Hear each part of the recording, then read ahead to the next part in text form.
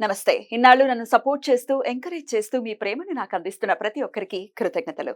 అలాగే ఈ వీడియో కూడా ఖచ్చితంగా మీకు ఉపయోగపడుతుంది. లైక్, షేర్ అండ్ సబ్స్క్రైబ్ చేసి మీ సపోర్ట్‌ని నాకు అందించండి. అలాగే ఈ వీడియో పట్ల మీకున్న అభిప్రాయాన్ని కామెంట్ సెక్షన్‌లో కామెంట్ చేసి తెలియజేయండి. ఇప్పుడు వీడియోని చూద్దాం. నమస్తే. Welcome to our channel. నేను పద్మిని. ప్రస్తుతం మనతో పాటు ప్రముఖ ఆధ్యాత్మికవేత్త, ఆస్ట్రోన్యూమరాలజిస్ట్, వేదిక్ వాస్తు స్పెషలిస్ట్, శ్రీ విద్య మరియు హనుమత్ ఉపాసకులు బ్రహ్మశ్రీ డాక్టర్ సిస్లా జయశంకర్ గారు మనతో పాటు ఉన్నారు. మాట్లాడదాం. సార్ నమస్తే సార్. ఆయుష్మతి భవ. సార్, నక్షత్రాల గురించి చెప్తున్నారు, వాళ్ళ తత్వాల గురించి చెప్తున్నారు, ఎలా ఉంటారు, ఎలాంటి దైవారాధన అనేది ప్రత్యేకించి చేసుకోవాలి, జీవితాంతం అనేది కూడా చాలా సవివరంగా తెలియజేస్తూ ఉన్నారు. పూర్వ పల్గుని వరకు ఆల్రెడీ చెప్పుకున్నాం. ఉత్తర పల్గుని నక్షత్రం ఎలా ఉంటుంది సార్? ఈ ఉత్తర పల్గుని నక్షత్రం, ఈ ఉత్తర ఫల్గుని నక్షత్రం కూడా ఆకాశంలో 4 నక్షత్రాలు కలిపి ఒక మంచం కోళ్ళలాగా ఉంటాయి. మనం ఇది పూర్వ ఫల్గునికి చెప్పుకున్నాం. అట్లాగే ఉత్తర ఫల్గుని ఆకారం కూడా అలాగే ఉంటుంది. దీనికి అధిపతి రవి. ఈ ఉత్తర ఫల్గుని నక్షత్రం వాళ్ళు లైఫ్ మాకు కాంప్రమైజ్ అవ్వకూడదు అని అనుకొని జీవిస్తుంటారు. కాంప్రమైజ్ అవ్వనటువంటి జీవితాన్ని జీవించాలి అని అనుకుంటారు కానీ కాంప్రమైజ్ అవ్వాల్సి వస్తుంది. ఎందుకంటే రవి అధిపతి. వీళ్ళు తల్లిదండ్రుల్ని బాగా రెస్పెక్ట్ చేయాలి. ముఖ్యంగా తండ్రిని నమస్కరిస్తూ చాలా గౌరవప్రదంగా చూడాలి. బట్ సంఘటనలన్నీ అందుకు వ్యతిరేకంగానే జరుగుతుంటాయి. రవి నక్షత్రాలకి ఇది ఉంటుందా ఏంటి? ఈ బ్యాగేజ్ ఉంటుంది, తండ్రిని గౌరవించే. మరి కర్మ మన జీవితంలోకి రావాలి కదా. కర్మ మన జీవితంలోకి రావాలన్నప్పుడు ఆటోమేటిక్ గా ఏ కర్మ అయితే దానికి సంబంధించిన వస్తాయి. ఇకపోతే ఈ ఉత్తర ఫల్గుని వాళ్ళకి కామన్ గా ఉండే లక్షణాలు ఏంటంటే స్త్రీలకు ప్రియుడు. అంటే స్త్రీలు వీళ్ళని బాగా ఇష్టపడతారు. శుభగుడు అంటే మంచి అవయవ పౌష్టి కలిగి శుభగుడు. గుణము జ్ఞానము కలిగి రాజ సంబంధం వలన ధనమార్జింతురు. అంటే వీళ్ళకి ప్రభుత్వ ఉద్యోగాలు, గవర్నమెంట్ సొమ్ము వీళ్ళకి రాసి ఉంటుంది. లేదా గవర్నమెంట్ లో ఏ కాంట్రాక్ట్స్ చేయడము, ఏదో రకంగా వీళ్ళకి గవర్నమెంట్ సొమ్ము అనేది వీళ్ళకి గిడుతుంది. బహుభార్యలుందురు మగవారికి. ఆడవారికి? ఆడవాళ్ళకి చెప్పలేదు శాస్త్రజ్ఞుడు ఇక్కడ. ఓకే, ఏంటి అది అలాంటి అవాచకాలు మనం కూడా పలకూడదు. అంతే కదా. అయితే మగవారికి కూడా ఉండకూడదు సార్, అది కూడా అవాచకమే కదా. అంటే ఇక్కడ మహర్షి చెప్పాడు కాబట్టి మనం అనుకుంటున్నాం అంతే. అంతే. అంటే ఆ రోజుల్లో నడిచింది, ఈ రోజుల్లో తోలుతీస్తారు. అంతే కదా. తోలుతీస్తారు అనేది one side of the coin.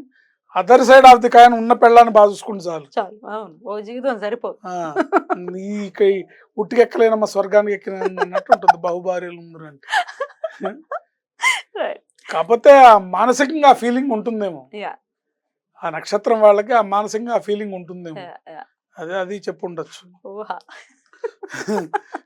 ఎవరా ఊహ అన్నట్టు. ఉదారుడు, భోగి, అతిగా భాషించును. అంటే కొంచెం లగ్జూరియస్ లైఫ్ ని లీడ్ చేస్తుంటారు. మడత నలగని చొక్కా, 555 సిగరెట్ ప్యాకెట్, జేబులోంచి కనబడేటట్టు, జేబులోంచి పైకి అందరికి కనబడేటట్టు 2000 రూపాయల నోటు. అతిగా భాషించును. అంటే ఇంకా నాకు వాడు తెలుసు వీడు తెలుసు, నిన్నే సాయంత్రమే మోడీతో మీటింగ్ అయింది, మొన్నే పుతిన్తో మాట్లాడొచ్చాను, ఇలాంటి మాటలు ఉండొచ్చు, వింటూ ఉంటాం. సో ఇలాంటి లక్షణాలు ఉంటాయి. దీంట్లో కూడా మహర్షి మనకి పాదాల వైజ్గా కూడా లక్షణాలు డిఫరెన్షియేట్ చేసి చెప్పాడు. 1వ పాదం వాళ్ళు మృదుభాషి, ధైర్యము, బంధుప్రీతి గలవాడు, ధైర్యవంతుడు, బంధుప్రీతి గలవాడు, మంచివాడు, స్వయంగా పని నిర్వహించలేడు, వారి మీద ఆధారపడటం సాహసమే. అంటే సొంతంగా తను ఏది నిర్వర్తించలేడు, ఎవరో ఒకళ్ళని డిపెండెన్స్ తీసుకుంటాడు, ఎవరో ఒకళ్ళు సపోర్ట్ తీసుకుంటాడు. ఒకవేళ వాళ్ళ మీద బాధ్యతను అప్పగిచ్చి మనం పనిని నమ్ముకుంటాం, ఈ పని నువ్వు చేసి పెట్టరా బాబు అని చెప్పడం, అది సాహసమే అవుతుంది అన్నారు. చంద్రుడు బాగుంటే అసక్తత పెరుగుతుంది. చంద్రుడు బాగుంటే ఈ లక్షణాల్లో కొంచెం తగ్గుతాయి. ఏదైతే ఈ డాంబికాలు ఉన్నాయో అవి తగ్గుతాయి. ఉమ్. ఇక రెండో పాదం వాళ్ళని తీసుకుంటే దరిద్రుడు, అయ్యయ్యో. మాంసాహారి, ఓర్వలేనితనం, కార్యానుకూలత, నిరంతర ప్రయత్నంతోనే సాధ్యం. కార్యానుకూలత నిరంతర ప్రయత్నంతోనే సాధ్యం. కన్సిస్టెన్సీ మెయింటైన్ చేయాలి. చేయాలి.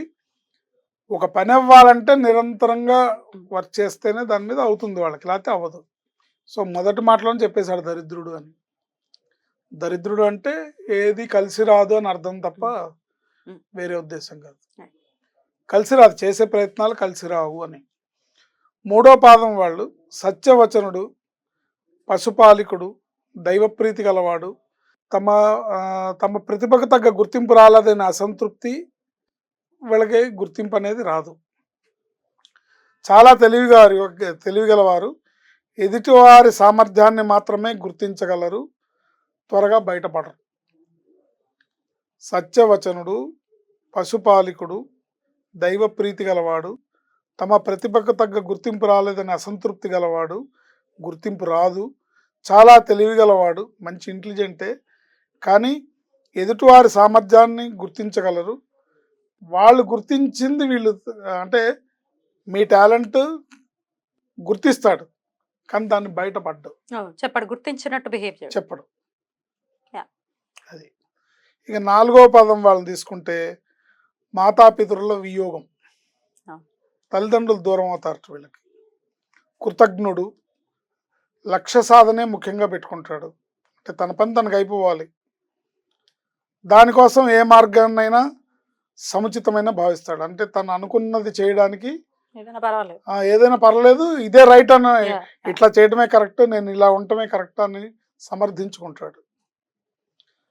ప్రాధాన్యత దృష్ట్యా విలువలు ఉంటాయి, అంటే తను ప్రయారిటీస్ని బట్టే వాటికి రెస్పెక్ట్ ఇస్తాడు. తన ప్రయారిటీలో అది లేకపోతే దానికి రెస్పెక్ట్ ఇవ్వడు. ఇఫ్ ఇట్ ఈస్ రెస్పెక్టబుల్ అయినా కూడా తన ప్రయారిటీలో అది లేకపోతే రెస్పెక్ట్ ఇవ్వడు. ఇప్పుడు సపోజ్ తొలి ఏకాదశి ఉంది, తొలి ఏకాదశికి దైవ దర్శనం చేసుకోవాలనుకోండి, తన ప్రయారిటీలో అది లేదనుకోండి, ఇవన్నీ అవసరం లేదు, ఎక్కడ లేడు దేవుడు, నేను తింటే వచ్చాను, నన్ను ఏమైనా చంపేస్తాడా అని మాట్లాడగలరు. గలరు. సార్ 1 and 2 చాలా టిపికల్ గా ఉన్నాయి, 1 ఒకలాగా 2 ఒకలాగా, ఒక పాదం డిఫరెన్స్ లోనే ఇంత వేరియేషన్ ఉంది. సో అంటే బేసిక్ గా ఇవి నక్షత్ర లక్షణాలు చెప్పారు, కానీ మళ్ళీ వాళ్ళ గ్రహస్థితిని బట్టి, డేట్ ఆఫ్ బర్త్ ని బట్టి మళ్ళీ మారుతుంటాయి.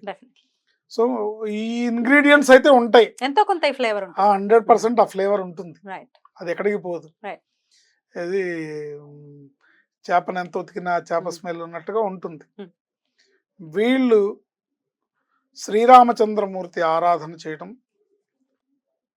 కొంచెం ధర్మంగా జీవితాన్ని జీవించడం, ఆదివారం నాడు నియమనిష్టలతో ఉండడం, తల్లిదండ్రుల్ని గౌరవంగా చూడడం ద్వారా జీవితంలో ఉన్నతిని సాధిస్తారు. Beautiful sir. చాలా ఖచ్చితంగా మార్చుకోవాల్సిన అంశాలు ఏంటి? అదే తల్లిదండ్రుల్ని గౌరవించుకోవడం అనేది ఖచ్చితంగా చేయాలి. గౌరవించుకోవడం, ఇది ఎక్కడన్నా పొరపాటున నేనేమన్నా నా గ్రహస్థితి, నా తలరాత వల్ల నేను మా నాన్న మాటకి ఎదురు చెప్తున్నానా, మా నాన్న అభిప్రాయానికి వ్యతిరేకిస్తున్నానా అని ఆలోచించుకోవాలి.